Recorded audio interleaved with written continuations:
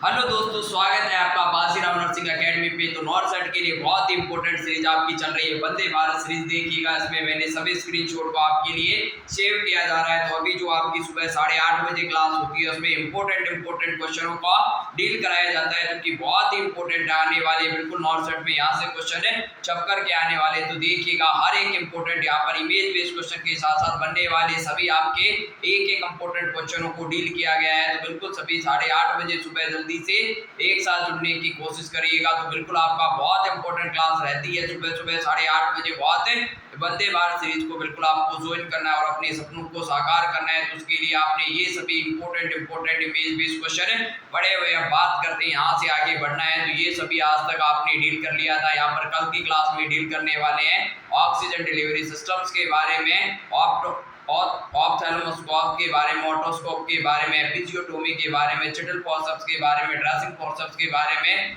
Watcher forceps के बारे में। ये सभी आपके जो भी इंस्ट्रूमेंट होते हैं आपके एग्जाम में पूछे जाने वाले। आपका अम्बिलिकल कोड कटिंग क्या होती है, वेसाइनल स्पेकुलम कौन कौन से होते हैं, टस्को स्पेकुलम क्या होता है, आपका डोन रिट्रैक्टर क्या होता है, रेवियर रिट्रैक्टर क्या होता है, लंडन रिट्रैक्टर क्या होते हैं, नेफ्रोलिथोटोमी फोर्सेप्स क्या होता है, बोन मैरो बायोप्सी नीडल कौन कौन सी होती है, लंबर पंचर की प्रोसीजर क्या होती है, कौन कौन से नीडल्स में यूज किया जाता है, ये सभी डिटेल में अपन पढ़ने वाले हैं। नेक्स्ट बात करते हैं अपन लंबर पंचर के नीडल के कोडिंग के हिसाब से पढ़ेंगे कि ड्यूरामीटर, इलेक्ट्रोड मीटर, पायोमीटर क्या होती है, मेनिंजेस की लेयर क्या होती है, हाइड्रोसुप्लस क्या होता है, कम्युनिकेटेड और नॉन कम्युनिकेटिंग हाइड्रोसुप्लस में क्या अंतर होता है, ये सभी डिटेल में पढ़ने वाले हैं। उसका मैनेजमेंट पढ़ेंगे, वाटर मॉनिटरिंग पढ़ेंगे, एमआई के बारे में देखने वाले हैं, एंजाइना क्या होता है, या आपका ऑर्टिक एन्यूरिज्म क्या होता है, एब्डोमिनल ऑर्टिक एन्यूरिज्म क्या होता है, थोरेसिक ऑर्टिक एन्यूरिज्म क्या होता है, ये सभी डिटेल में पढ़ने वाले हैं। आपकी ब्लड सप्लाई के बारे में कि किस तरीके से ब्लड सप्लाई होती है, आपने पढ़ा है एट्रियल डिपोलराइजेशन के बारे में। इसी से बहुत से क्वेश्चन एग्जाम में बनाए जाते हैं। तो वो सभी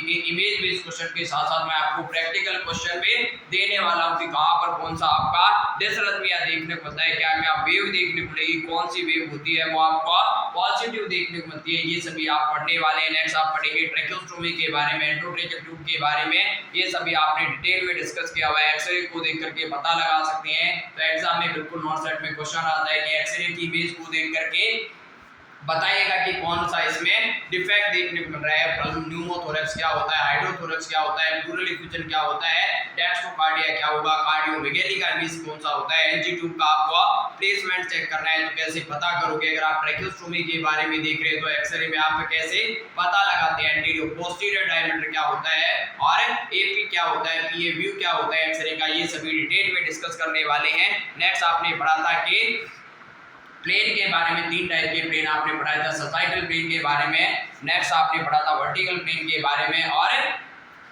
ट्रांसवर्स प्लेन या हॉरिजॉन्टल प्लेन के बारे में। तो ये प्लेन से भी इंपॉर्टेंट क्वेश्चन बनता है। नेक्स्ट आपकी दिल को धड़काने वाली जो मशीन होती है उसे पेसमेकर का नाम दिया जाता है। पेसमेकर से भी इंपॉर्टेंट एग्जाम में क्वेश्चन बनेगा। तो पेसमेकर के बारे में भी डिटेल में डिस्कस करने वाले हैं। आपका प्लूरल इफ्यूजन जो कि नॉर्सेट का फेवरेट क्वेश्चन है, बिल्कुल एग्जाम में पूछा जाता है।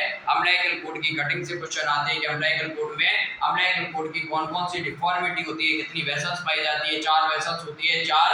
तो आपको दा 4 मंथ तक 4 देखने को मिलेगी। उसके बाद में पूछा जाए तो 3 वेसल्स होती है जिसमें 2 आर्टरी और 1 वेन आपको देखने को मिलने वाली है। इसी मेथड क्या होता है, तो जब भी आप क्या करते हैं, होल्ड करते हैं ब्रीथिंग के लिए, जब आप वेंटिलेशन देते हैं मैकेनिकल वेंटिलेशन के दौरान आप अम्बू, और आपने पढ़ा होगा Ambu artificial manual breathing unit, उसको पकड़ने का होल्ड को मास्क करते हैं, मास्क के साथ में उसको होल्ड किया जाता है, उसकी टेक्निक होती है इसी क्लैंप मेथड आपको। नेक्स्ट बात करते हैं, आपका क्रॉस सेक्शन कैथेटर होगा, सेक्शन का प्रेशर कितना होता है, प्री ऑक्सीजनेटेड आपको करना होता है 100%। FiO2 के केस में आपका सेक्शन कैथेटर होता है 2 की साइज से डबल नहीं होना चाहिए। आपने फॉर्मूला पढ़ा था, ये जितना ट्यूब का साइज है उसको 2 से मल्टीप्लाई करना है और -2 कर देना है, ये आपका सही आंसर रहेगा। अब कितना बात करते हैं, कितना इंटरनल डायमीटर कितना होना चाहिए, तो 50 से 70% से ज्यादा आपका इंटरनल डायमीटर कैथेटर का नहीं होना चाहिए। ये भी चीज आपको ध्यान रखनी है। आपने प्रेजेंटेशन के बारे में आज सुबह की क्लास में भी डिटेल में डिस्कस किया था कि ब्रीथ प्रेजेंटेशन क्या होता है, कंप्लीट क्या होता है, फ्रैंक क्या होता है, फुटलिंग प्रेजेंटेशन क्या होता है, नी प्रेजेंटेशन क्या होता है, ये सभी के बारे में। नेक्स्ट आपने पढ़ा था पाल्विक हार्नेस के बारे में, DDH के सुबह ही मैंने पूरे के पूरे डिसऑर्डर्स आपको बताए थे। तो DDH क्या होता है, developmental dysplasia of the hip joint के नाम से इसे जाना जाता है। ये भी आपका इंपॉर्टेंट रहने वाला है। इसमें कौन कौन से साइन आता है, पहला पढ़ा था गैलेजियस साइन या एडी साइन आपको देखने को मिलेगा। सेकंड आपने ओटोलानी साइन पढ़ा था, बार्लो साइन और ट्रेंडलनबर्ग साइन, ये सभी यूज किए जाते हैं। इसके आपको क्या करना है, करेक्शन करना है, तो उसके लिए पाउलिक हार्नेस का यूज किया जाएगा। नेक्स्ट आपने पढ़ा था ट्यूमर लाइसिस सिंड्रोम के बारे में, मैंने आपको पढ़ाया था। नेक्स्ट बात करते हैं, ये आपका मशीन देखने को मिलने वाला है। तो ये आपकी इंपोर्टेंट मशीन आपको देखने को मिलेगी। तो ये सब इसमें कौन कौन से कलर कोडिंग होती है, एनेस्थीसिया गैस की कलर कोडिंग कौन सी होती है, जहाँ पर मैंने पढ़ाया था कि देसी होम और बॉय प्रेम राम से आपको याद रखना है। ये सारा का सारा डिटेल में अपन डिस्कस करने वाले। नेक्स्ट बात करेंगे यहाँ पर ऑक्सीजन के कौन कौन से पोर्ट में कौन कौन सी गैस सप्लाई होती है, उनके बारे में भी डिटेल में मैंने आपको पढ़ा रखा है। नेक्स्ट बात करते हैं आपका जो कैथेटर यहाँ पर अप्लाई किया जाता है, जो आपका टोर्निकेट लगाया जाता है, क्यों कहाँ पर लगाते हैं आप, वो लगाओगे या बेन से नीचे लगाना है। तो हमेशा आपको जहाँ पर भी सैंपल ले रहे हैं उससे ऊपर आपको क्या बांधना होता है, टोर्निकेट बांधना होता है। ये सभी मैंने आपको डिटेल में इमरजेंसी ड्रग के बारे में आज भी पढ़ाया था। नेक्स्ट आपने पढ़ाया है यहाँ पर वेंट्रिकुलर टैकीकार्डिया के केस में, वेंट्रिकुलर फिब्रिलेशन के केस में ECG से बनने वाले सभी क्वेश्चनों के बारे में डील करेंगे। ये आपका प्रेजेंटेशन का क्वेश्चन है, क्वाड प्रोलैप्स से क्वेश्चन बनाए जाते हैं। नेक्स्ट आपने पढ़ा था कि न्यूरल ट्यूब डिफेक्ट के बारे में। न्यूरल ट्यूब डिफेक्ट क्या होता है, फोलिक एसिड की कमी हो जाती है तो उसमें बच्चे में न्यूरल ट्यूब का फॉर्मेशन अच्छे से नहीं हो पाता है, उसे न्यूरल ट्यूब डिफेक्ट के नाम से जाना जाता है। तो न्यूरल ट्यूब डिफेक्ट में आपने 3 डिफेक्ट पढ़े थे, एनएन से पहले पढ़ा था, एन्सेफेलोसील और spina bifida occulta. Spina bifida भी 2 टाइप का ओकल्टा और सिस्टिका ओकल्टा में क्या होता है, एक होल पाया जाता है जिसपे मेनली क्या बन जाते हैं, यहाँ पर टफ ऑफ एयर आपको देखने को मिलने वाले हैं। इसमें किसी भी तरीके का न्यूरोलॉजिकल डिफॉर्मिटी नहीं होती है। सेकंड पढ़ा था अपना सिस्टिका भी 2 टाइप का होता है, मेनिंगोसील एंड मेनिंगोमाइलोसील। मेनिंगोमाइलोसील होता है सबसे ज्यादा खतरनाक होता है क्योंकि इसमें नर्व रूट होते हैं, वो भी क्या हो जाते हैं, प्रोट्रूड हो जाते हैं। और उसके साथ साथ में आपको लोअर एक्सट्रीमिटी में क्या देखने को मिल सकती है, वीकनेस और पैरालाइसिस देखने को मिल सकता है। ये सभी आपने पढ़ा है। पोजीशन से क्वेश्चन मैंने सभी आपको आज सुबह की क्लास में भी डिटेल में डिस्कस किया था। नेक्स्ट आपने पढ़ा है एब्डोमिनल इंसिजन्स के बारे में। तो एब्डोमिनल इंसिजन कहां पर लगाए जाते हैं, कौन कौन सा इंसिजन होता है, मेनली आपको ध्यान रखना है कि जो आपका राइट अपर क्वाड्रेंट पे लगाया जाता है, कोचार इंसिजन जो कि most commonly gall bladder liver की सर्जरी के लिए यूज किया जाता है। नेक्स्ट आपने पढ़ा था फेनेस्ट्रियल इंसिजन जो कि NSCS में यूज किया जाता है। नेक्स्ट आपने पढ़ा है और भी बहुत सारे ट्रांसवर्स इंसिजन जो कि आपका USCS के लिए यूज किया जाता था, जिसे क्लासिकल सिजेरियन सेक्शन के नाम से भी जाना जाता है। नेक्स्ट आपने पढ़ा है इसके अलावा और होने वाले सभी ट्राइड के बारे में, चाहे आपका कुशिंग ट्राइड हो या फिर आपका मर्फी ट्राइड हो या फिर आपका बैक ट्राइड आपने पढ़ा है। नेक्स्ट आपने पढ़ा था विर्को ट्राइड के बारे में। तो ये सभी ट्राइड से बनने वाले न्यूरोलॉजिकल ट्राइड, न्यूरोलॉजिकल है 4 को ट्राइड, ये सभी डिटेल में मैंने आपको पढ़ाए हुए हैं। नेक्स्ट आपने पढ़ाया हुआ है ये आपका क्या है, एक इमेज देखने को मिल रहा है, इसी नाम दिया जाता है, किस नाम से जाना जाएगा, बोले गुरुजी ये आपका ऑटोक्लेविंग टैब देखने को मिल रहा है, जो कि ऑटोक्लेव करने के बाद में कैसी हो जाती है, कलर चेंज इसका हो जाएगा, ब्लैक कलर का देखने को मिलेगा, इसका मतलब ऑटोक्लेव हो गया। ये आपका सेंट्रीफ्यूजल मशीन जिसमें कहाँ कौन कौन सी जांचें भेजी जाती है वो सभी मैंने बताया था कि प्लेन वायर होती है येलो कलर का, उसमें CB उसमें LFT KFT आपका CRP, बाकी सभी आपका TFT अगर आपको करवाना है, जो भी आपकी नॉर्मल है सीरम की जांचें होती है, चाहे आपका मैग्नीशियम हो, कैल्शियम हो, क्लोराइड हो, ये सभी इसमें भेजा जाएगा। इलेक्ट्रोलाइट इसमें भेजे जाते हैं, KFT इसमें भेजा जाता है, HIV HB SAG तो वायरल मार्कर भी होते हैं, ये सभी प्लेन में भेजे जाते हैं। EDT आपने पढ़ा था कि उसमें CBC एथाइलिन डाइमाइड टेट्राएसिडिक एसिड होता है, जो कि आपका देखने को मिलेगा। इसमें इंपोर्टेंट क्वेश्चन बनता है, CBC भेजना है, PBS भेजना है, ESR भेजना है, HbA1c भेजना है, अमोनिया भेजना है या फिर मलेरिया भेजना है, तो उसके लिए EDTA वायर का यूज किया जाता है। नेक्स्ट आपने पढ़ा था सोडियम सिट्रेट के बारे में, जो कि आपकी ब्लू टॉप की वायर होती है, D-डाइमर भेजना है, PTINR भेजना है, पिप्रिनोजन भेजना है और उन सबके लिए यूज किया जाता है। तो हेपेरिन वायर भी आपने पढ़ी थी, जिसमें मोस्ट कॉमनली लिथियम हेपेरिन का यूज किया जाता है प्रो-BNP के लिए। ये सभी क्वेश्चन आपने डिटेल में पढ़ा है। नेक्स्ट आपने एनीमा के क्वेश्चनों को डील किया है। एनीमा 2 टाइप का होता है, जिसमें मेनली आपका इवेक्यूएंट एनीमा और रिटेंट एनीमा होता है। इवेक्यूएंट एनीमा के भी आपने 5 टाइप पढ़े थे, रिटेंट के भी 5 टाइप पढ़े थे। इसका सॉल्यूशन से क्वेश्चन आता था कि अगर एक बार क्या दे रहे हो आप, एनीमा का एडमिनिस्ट्रेशन कर रहे हैं और पर्सन में क्या होने लग गया है, यहाँ पर एब्डोमिनल क्रैम्प आने लगे क्या करोगे, स्टॉप करना है। उसके बाद में जैसे एब्डोमिनल क्रैम्प क्या हो जाते हैं, बंद हो जाते हैं, वापस से उसको रिस्टार्ट करना है, फेंकना नहीं है, केवल आपको कुछ समय के लिए उसको क्लैंप करना है। वापस से जैसे ही यहाँ पर एब्डोमिनल क्रैम्प सबसाइड हो जाए तो स्लोअर रेट से उसको वापस से स्टार्ट करना होता है। ये सभी डिटेल में मैंने आपको पढ़ा रखा है। फोटोथेरेपी से बनने वाले हर एक क्वेश्चन बता रखे हैं कि नॉर्मल बिलिरुबिन कितना होता है, अब नॉर्मल कितना होता है। बच्चों में कब कहोगे जॉन्डिस 5 mg/dl से ज्यादा हो जाता है तो उसे जॉन्डिस कहते हैं। अडल्ट की बात करें तो 2 mg/dl से ज्यादा हो जाएगा तो उसे जॉन्डिस का नाम दिया जाता है। नेक्स्ट आपने एपिजियोटोमी से क्वेश्चन बनाए थे कि एपिजियोटोमी, ये आपका एपिजियोटोमी सीजर आपको देखने को मिल रहा है। एपिजियोटोमी होता है ये मेनली वांटेड इंसिजर लगाया जाता है, अनवांटेड रप्चर को प्रिवेंट करने के लिए। मोस्ट कॉमन होता है जे शेप या मॉडिफाइड जे शेप का आपको देखने को मिलेगा। मीडियोलेटरल के नाम से इसे जाना जाता है। इसमें मेनली क्या होता है आपका, तो बार्टोलेट डक्ट डैमेज होने की रिस्क होती है वो कम होती है, लेकिन इसका अर्ली कॉम्प्लिकेशन क्या होता है कि हेमरेज करवा सकता है। लेट कॉम्प्लिकेशन क्या होगा, डिस्पैरियूनिया देखने को मिलेगा। तो ड्यूरिंग द सेक्सुअल इंटरकोर्स जो पेन होता है उसे नाम देती है डिस्पैरियूनिया के नाम से जानते हैं। डिस्मेनोरिया क्या होता है, डिस्मेनोरिया में पढ़ा था आपने, पेनफुल मेंस्ट्रुअल साइकिल होती है। पॉलीमेनोरिया या एपीमेनोरिया क्या होता है, जिसमें साइकिल होती है वह एक साल में ज्यादा आने लग जाती है, उसका फ्रीक्वेंसी होती है वह 21 दिन से कम हो जाती है, और ड्यूरेशन होगा, सॉरी फ्रीक्वेंसी होती है वो बढ़ जाती है, ड्यूरेशन होता है कम हो जाता है। उसे पॉलीमेनोरिया एपीमेनोरिया के नाम से जाना जाता है। ओलिगोमेनोरिया क्या होता है, ओलिगोमेनोरिया का मतलब होता है कि साइकिल में फ्रीक्वेंसी होती है वो क्या हो जाती है, कम हो जाती है, ड्यूरेशन होता है 35 डेज की ज्यादा देखने को मिलेगा। हाइपो मनोरिया और हाइपरमेनोरिया, हाइपरमेनोरिया का मतलब होता है ब्लीडिंग अमाउंट होता है 80 ml से ज्यादा होता है। हाइपोमेनोरिया में क्या होता है 20 ml से ब्लीडिंग का अमाउंट होता है कम होता है। मीनोरेजिया से क्वेश्चन आता है तो मीनोरेजिया में क्या होता है, महीने में कभी भी ब्लीडिंग हो जाती है लेकिन 80 ml से ज्यादा होती है। जबकि मीनोमेट्रोरेजिया क्या होता है, मीनोमेट्रोरेजिया में इररेगुलर साइक्लिक ब्लीडिंग पाई जाती है जिसमें साइकिल को कंफर्म करना, आइडेंटिफाई करना पॉसिबल नहीं होता है, इसे मीनोमेट्रोरेजिया के नाम से जाना जाता है। तो एग्जाम में डायरेक्ट क्वेश्चन बन के आएगा कि irregular cyclic bleeding in which the cycle is not identify, answer जाएगा मीनोमेट्रोरेजिया देखने को मिलेगा। ब्लीडिंग का अमाउंट 80 ml से ज्यादा आपको देखने को मिलने वाला है। नेक्स्ट आपने पढ़ा था पीएमएस के बारे में, प्रीमेंस्ट्रुअल सिंड्रोम के बारे में। प्रीमेंस्ट्रुअल सिंड्रोम क्या होता है, तो मेंस्ट्रुअल साइकिल आने से पहले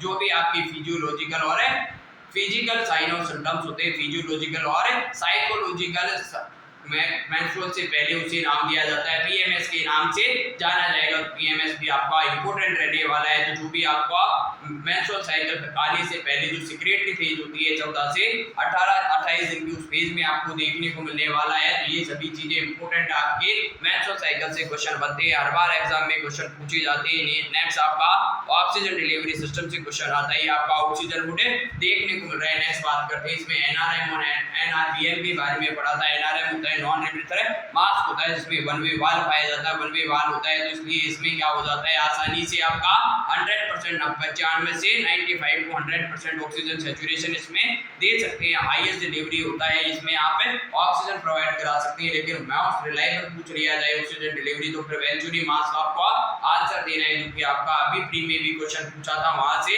नेक्स्ट बात करते हैं तो इसमें 8-10 से लेकर 15 लीटर पर मिनट के हिसाब से आप ऑक्सीजन दे सकते हैं। इसमें रिजर्वायर अटैच होता है, वन वे वाल्व पाया जाता है, जबकि नॉन रिलेटेड मास्क में वन वे वाल्व नहीं होता है, उसका 1/3 होता है, वापस से एक्सेल कर लिया जाएगा। ये आपका डोइन रिट्रैक्टर है। नेक्स्ट बात करते हैं ये आपका डेवियर रिट्रैक्टर देखने को मिलने वाला है। नेक्स्ट बात करते हैं सीपीआर मशीन के बारे में। तो ये मशीन है वो आपका सीपीआर मशीन है। सीपीआर से हर बार क्वेश्चन बनाए जाते हैं, तो सीपीआर मैंने आपको कोई 10 बार पढ़ा चुका हूं।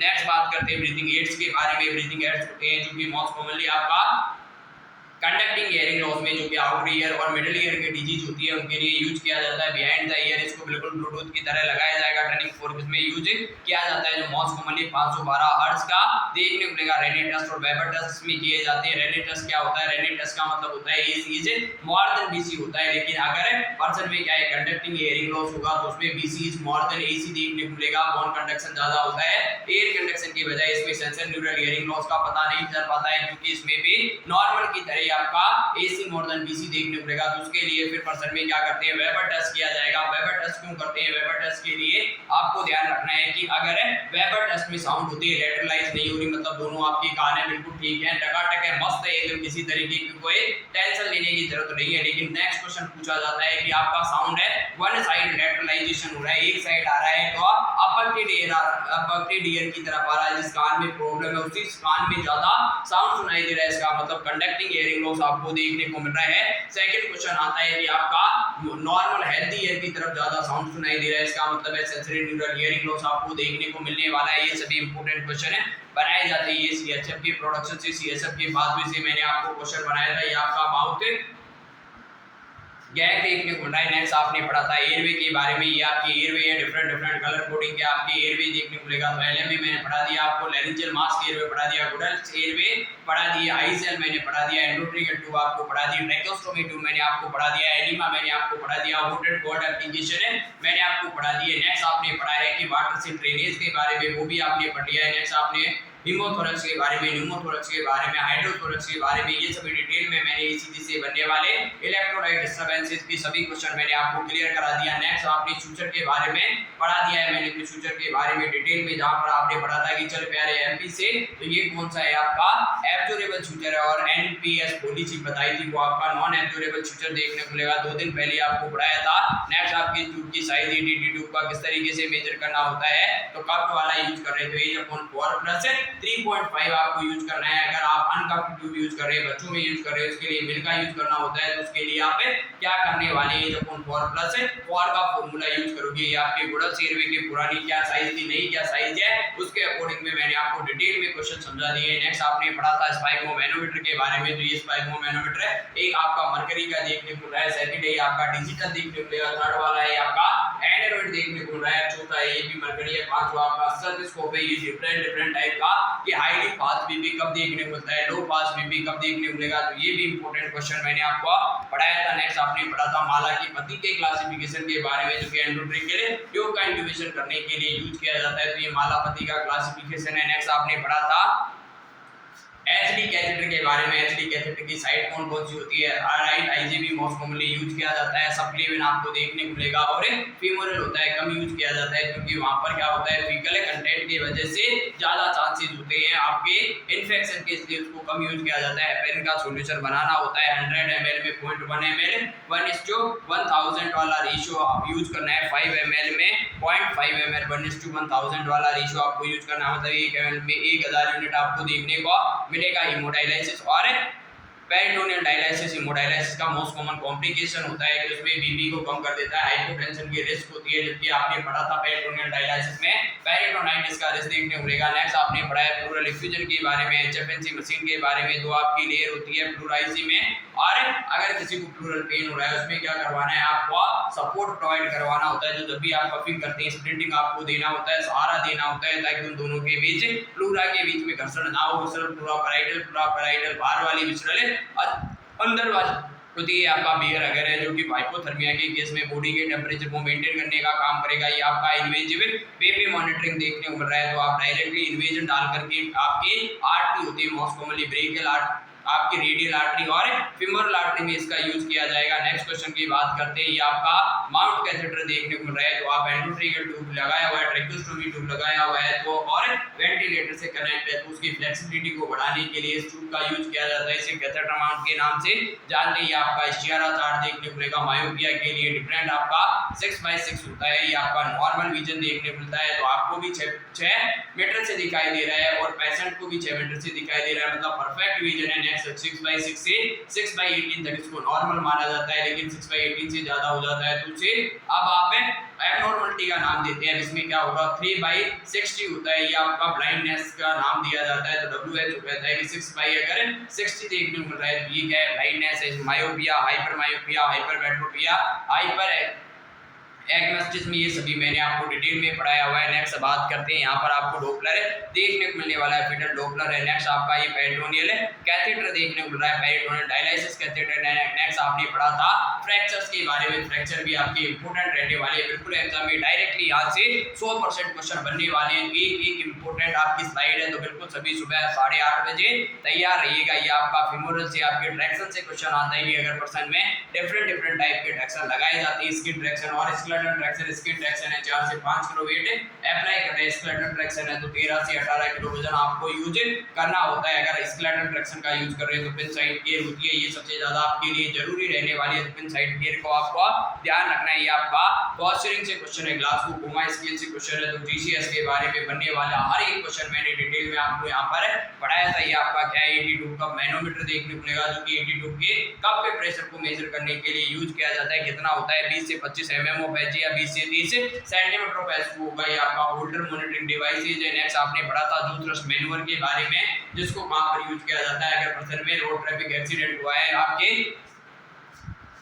वर्टिब्रल कॉलम की इंजरी हो गई है, सर्वाइकल इंजरी, उसमें जो थ्रस्ट मैनुअल का यूज किया जाएगा। नेक्स्ट आपने पढ़ा था एंकल डिफॉर्मिटी के बारे में, जेनो पैक्टोरम के बारे में, जेनो वल्गम के बारे में, बोल एंकल के बारे में, नॉकनी के बारे में। नेक्स्ट आपने एंकल की डिफॉर्मिटी पढ़ी है, जिसमें टेलिपिस इक्वाइनस पढ़ा था, टेलिपिस कैल्केनस पढ़ा था, टेलिपिस वल्गस और टेलिपिस वेरम के बारे में। ये सभी डिटेल में मैंने आपको पढ़ाया था। वेबोट शूज का इसमें यूज किया जाता है। अगर वेबोट शूज से ठीक नहीं होता है 12 वीक में आपको उसको क्या करनी है, सर्जरी करवानी है। ये आपके वर्टिब्रल कॉलम के डिसऑर्डर मैंने आपको पढ़ा रखे हैं कि इसमें स्कोलियोसिस होता है, काइफोसिस होता है और लॉर्डोसिस देखने को मिलेगा। Lordosis most commonly obvious person और प्रेगनेंसी में देखने को मिलता है, जिसमें क्या हो जाता है लंबर वर्टिब्रा का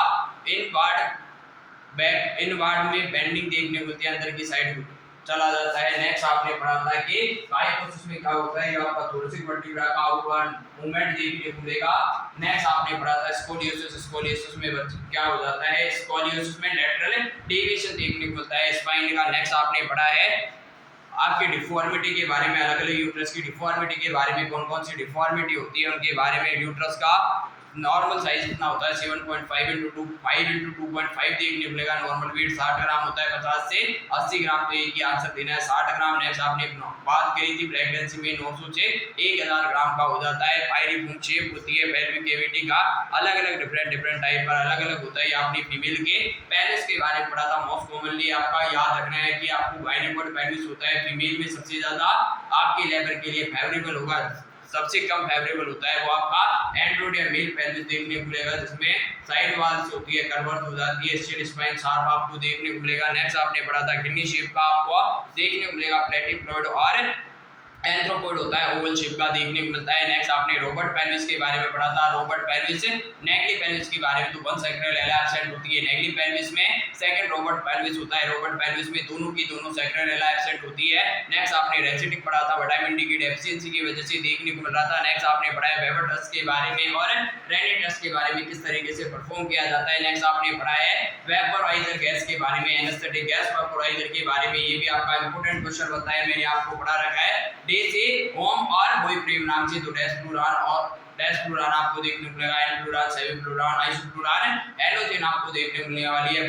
बॉय प्रेम नाम से याद रखना है, ब्लू कलर का, ऑरेंज कलर का, येलो कलर का, पर्पल और वायलेट या फिर रेड कलर का आपको देखने को मिलेगा। तो ये आपका बॉय प्रेम नाम देसी होम से याद रखना है। नेक्स्ट आपने स्पाइनल कलर कोडिंग के निडल के बारे में पढ़ा था। स्पाइनल कलर में निडल की कलर कोडिंग क्या होती है, 16 होता है, व्हाइट का 18 होता है, पिंक कलर का देखने को मिलेगा 19 होता है, क्रीम कलर का होगा 20 होता है, या आपका येलो कलर का 21 होता है, ग्रीन कलर का 22 होता है, ब्लैक कलर का 23 होता है, ब्लू कलर का 24, पर्पल है 25, ऑरेंज कलर का ब्राउन होता है 26 का और 27 होता है, या आपका ग्रे कलर का देखने को मिलेगा। मोस्ट कॉमनली एडल्ट में 20 से 22 का यूज किया जाता है। तो ये आपको एलएफपी नंबर पंचर के दौरान अगर आप एनेस्थीसिया दे रहे तो 18 गज का निडल होगा वो एडल्ट में यूज किया जाएगा। बच्चों की बात करें तो 25 गज का निडल यूज करते हैं। टिश्यू होल्डिंग फोर्सेप्स के बारे में, एलिस फोर्सेप्स क्या होता है और टेनेकुलम क्या होता है, वल्सेलम क्या होता है, ओम होल्डिंग फोर्सेप्स क्या होता है, ये सभी के बारे में डिटेल में मैंने आपको पढ़ाया है। यूट्राइन पोलिक फोर्सेप्स क्या है, मैगल फोर्सेप्स क्या होता है, क्या यूज होता है। नेक्स्ट आपने पढ़ा है जटल फोर्सेप्स के बारे में, वेबको फोर्सेप्स के बारे में, कोचार फोर्सेप्स के बारे में, डिसेक्टिंग फोर्सेप्स के बारे में, रशियन टिश्यू फोर्सेप्स के बारे में, पंच बायोप्सी निडल के बारे में, पंच बायोप्सी के बारे में, एपिजियोटोमी सीजर के बारे में, ये सभी डिटेल में आपने पढ़ा हुआ है। अम्बिलिकल कोड कटिंग के बारे में, अम्बिलिकल कोड कटिंग सीजर के बारे में, अम्बिलिकल कोड क्लैंप के बारे में। नेक्स्ट आपने वेसाइनल स्पेकुलम के बारे में पढ़ा था कि बहुत सारे डिफरेंट टाइप के होते हैं। डबल ब्लेडेड में सिर्फ स्पेकुलम देखने को मिलेगा, कस्को स्पेकुलम होता है, सिंगल ब्लेडेड होगा, या फिर आपका ओवार्ड स्पेकुलम, ये सभी इंपॉर्टेंट यूज किए जाते हैं। नेक्स्ट बात करते हैं इसके अलावा नेसल स्पेकुलम होगा, नोस्ट्रिल को डायलेट करने के लिए यूज किया जाता है। सिम्स एंटीरियर वेसाइनल वाल डीएनसी के दौरान यूज किया जाएगा। निडल होल्डर आपने देखा है कि जब आप स्टिच लगाते हैं तब इसका यूज करते हैं। सिरोडकर एंगल सर्कुलेज निडल होता है जो कि मोस्ट कॉमनली सर्वाइकल इनकम्पिटेंसी होती है। सेकंड ट्राइमेस्टर में अबॉर्शन फेज ये सबसे ज्यादा जिम्मेदार होती है, उसका ऑपरेशन करने के लिए सर्वाइकल से रोडकर निडल का यूज किया जाएगा। नेक्स्ट आपने एरिस स्पैचुला पढ़ा था, एमनियोन के बारे में पढ़ा था, एमनियोन का यूज एमनियोटोमी के दौरान यूज किया जाता है आपके। नेक्स्ट आपने पढ़ा एरिस स्पैचुला, तो पेप स्मीयर होता है उसके लिए एरिस स्पैचुला का यूज किया जाएगा। कंबाइंड यूटेराइन मैनिपुलरी आपका नेफ्रोलिथोटोमी फोर्सेप्स के बारे में पढ़ा है। हाइपरकैलेमिया का मैनेजमेंट क्या होता है उसके बारे में आपने डिटेल में पढ़ा है कि हाइपरकैलेमिया है तो डेक्सट्रोज प्लस इंसुलिन देते हैं, साल्बुटामोल का नेबुलाइजेशन देंगे, एप्राटोपियम का नेबुलाइजेशन नहीं देना होता है आपको। नेक्स्ट आपने पढ़ा था कि पॉलीस्टाइरीन सल्फोनेट कैक्सिलेट आपने देना होता है। ये सब इसका मैनेजमेंट आपको देखने को मिलने वाला है। नेक्स्ट बात करते हैं एंडोट्रेकियल ट्यूब के इंट्यूबेशन के बारे में। पोजीशन से डिफरेंट क्वेश्चन बनाए जाते हैं। बेड शोर क्या होता है, बेड एंड स्केल क्या होती है, नॉर्मल कितना होता है, 6 से 23 स्कोर होगा, 19 से 23 है तो कोई रिस्क नहीं है, 15 से 18 है तो माइल्ड रिस्क है, 13 से 15 है, मॉडरेट रिस्क है 9 से 12 है तो सीवियर रिस्क है, लेस देन 9 है तो वेरी सीवियर रिस्क आपको देखने को मिलने वाली है। पोलर पोजीशन से इमेज बेस्ड क्वेश्चन बनाए जाते हैं। विलियम ट्यूमर क्या होती है, विलियम ट्यूमर के डिफरेंट टाइप, पूरी स्टेजेस के बारे में। तो विलियम ट्यूमर के केस में आपको क्या यूज किया जाता है, कभी भी पाल्पेशन और रेनल बायोप्सी होती है, कॉन्ट्राइंडिकेटेड होता है। तो ये सभी इंपॉर्टेंट क्वेश्चन आपने एक ही क्लास में लपेटे हैं। तो बिल्कुल आई होप मैं उसी उम्मीद करता हूं कि आने वाले समय में तो बिल्कुल सुबह तैयार रहिएगा। 8:30 बजे आपकी बहुत ही इंपॉर्टेंट सेशन रहने वाला है, तो उसके लिए बिल्कुल अगर आप नॉर्थ सेट में मेन का पेपर देने जा रहे हैं तो उससे पहले एक बार जरूर बिल्कुल आपको इस सेशन को अटेंड करना है। आप जब नॉर्थ सेट का पेपर देकर आओगे तो रियल में आपको लगेगा कि आपने जो टाइम दिया था सर ने उसको बिल्कुल हमने पूरा यूटिलाइज करके और एक इतिहास रचा है। तो बिल्कुल आप इतिहास रचने वाले, आपको हार नहीं माननी, आप पहले भी विजेता थे, आप भी विजेता और आने वाले समय में विजेता बन करके लौटने वाले। तो थैंक्स फॉर वॉचिंग, धन्यवाद। बिल्कुल मिलते हैं कल सुबह 8:30 बजे, इंतजार रहेगा आप सभी का। तो आपका बहुत बहुत शुक्रिया है, बहुत प्यार है आपको पैसेंस दिखाने के लिए, आपको धैर्य दिखाने के लिए, अपनी बाजीराव नर्सिंग एकेडमी पर भरोसा करने के लिए। तो thank you so much, love you guys, धन्यवाद।